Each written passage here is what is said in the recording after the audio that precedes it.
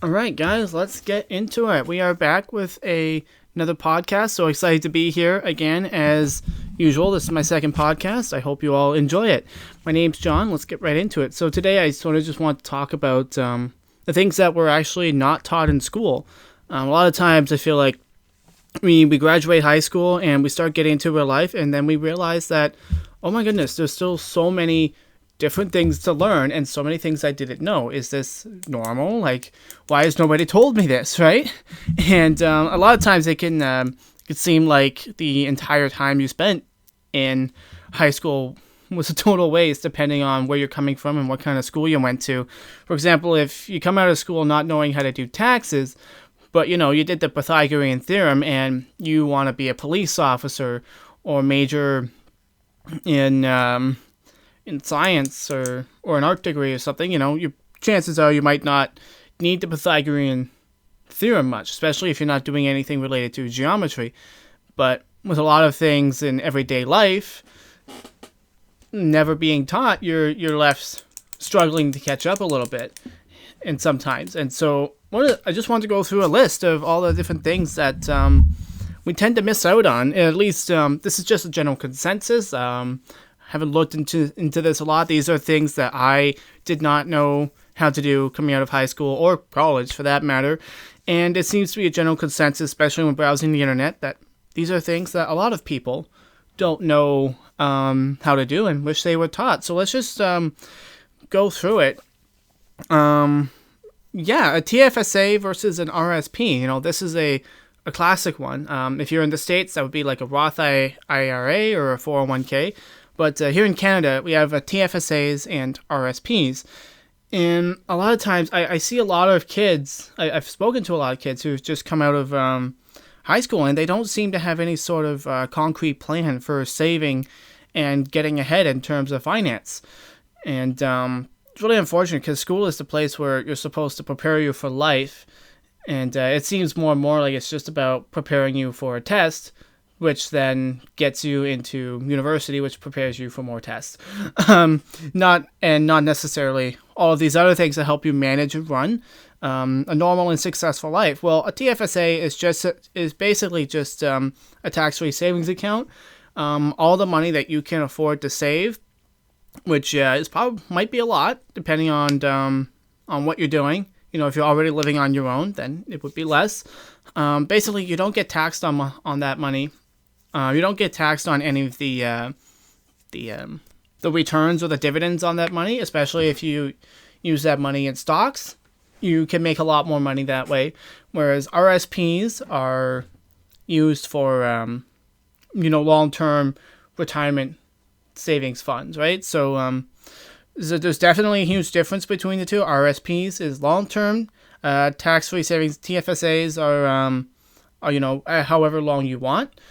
And yeah, I would definitely recommend starting investing in those early on. I feel like nobody tells us that we should be doing this, especially when it comes into like money management skills. There's not a lot of stuff being taught, I don't think, to kids, and I think this is evident just by the amount of useless junk that kids will buy. Kids will spend $500 on an Xbox, $80 on a game, $80 on another game, $50 on a controller. They've already spent, $700 just setting the thing up.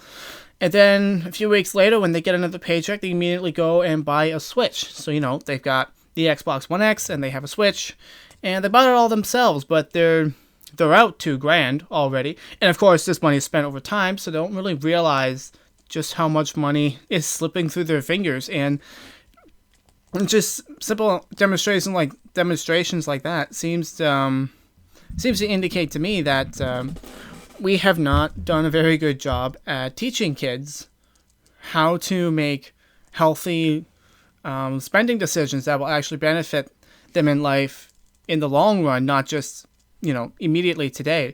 If you're spending like $10 at McDonald's every day, not only is that not good for your health, and that will affect you negatively later on down the road, but you're also bleeding money in an area that you might not have guessed, because what's $10, right? If you go in every day, $10, or maybe the other day it's only $6, you only get a burger, it's only $7. Here and there, then maybe you go back with your friends, it's only a $3 fry or something like that. But if you add it up, say every day you spent $10 eating out anywhere, that's $70 a week, and that's what, like 140, blah blah blah, like $280 a month. And for some kids, that's a lot of money. Like if there's a lot of kids, especially like high school graduates, I'm sure that you would love to have an extra $280 in your pocket right now. Well, simple way to do that is to not eat out. And I know that sucks. Like, we all love eating out, obviously, and there's lots of good food out there, lots of good things to eat and taste and discover. And when you're a young adult, you want to do that. So you really just need to be I would just recommend being self-aware, determine what your values are, and decide for yourself how much you want to cut back versus indulge. And if you are going to eat out, I would recommend eating out at a new place every time. Not super expensive place. There are some places that can be cheap, but maybe like a local restaurant that's not super expensive or something. If you're going to cash out on experiences like that, make them an experience. Is what I would say, because in the long run, saving $10 here and there isn't going to make you richer, but it can give you more money to work with, especially if you're in a tight spot. So really, you just got to decide what's best for you in terms of that. But anyways, back to the things that we're not taught in school. It seems that we're also not taught how to use credit cards. Kids get a $500 credit card when they come out of high school, and they think, oh my goodness, it's a free $500. I only have to pay $10 a month. Well, that's awesome. Well, in reality, once you're done paying it off, you will have paid more like $600, depending on what the interest is. I think it's like, last I heard, the interest is like $20. That's ridiculous, and they're losing money, and so no one seems to be teaching kids how to use these things responsibly as well. And so I'm going to be making a video on that in the future, but really basic. Credit cards are not free money. You do have to pay it back, and you're paying it back at a higher interest rate. So if the interest rate is 20%, which in some cases it is, if you borrow $500, you're paying back $600. So you didn't get $500, you lost $600. You paid you paid an extra $100 just to have $500 that you have to give back. So you didn't really make any money. So what I would do is I would spend it wisely, use it to build up credit, but pay it back every single month. So you never carry a balance, and only buy stuff that you can afford. Debt is one of the worst things that you can go into at a young age, and I would highly recommend against that. And especially since you will likely be accruing large amounts of student debt in the near future, you're going to want to brace yourself for that as well, because that's also going to hurt. So speaking of student debt, don't go to university. Like, straight up, do not go to university or college unless you are certain that it is what you want to do and it will get you a job, or you're reasonably comfortable and sure that you can get a job doing that field, or it will help you. Because I feel like a lot of times people just go to university for the sake of the experience. You want to have the experience, so you pay $20,000 a year, another $10,000 for dorms or something like that, and you're in debt up to eyeballs. Sure, you're having a great experience, but enjoy the experience of being locked in a job that you might hate for the next, 10, 20 years as you pay off that unforgivable amount of debt. And so you got to pick and choose. If that's what you want, go for it. But I would highly recommend against that, considering so many other things you can do, like start your own company and things like that, which we'll get into later on. They also seems like schools don't teach us much about mortgages or anything to do with the financial system that you can leverage to make yourself rich.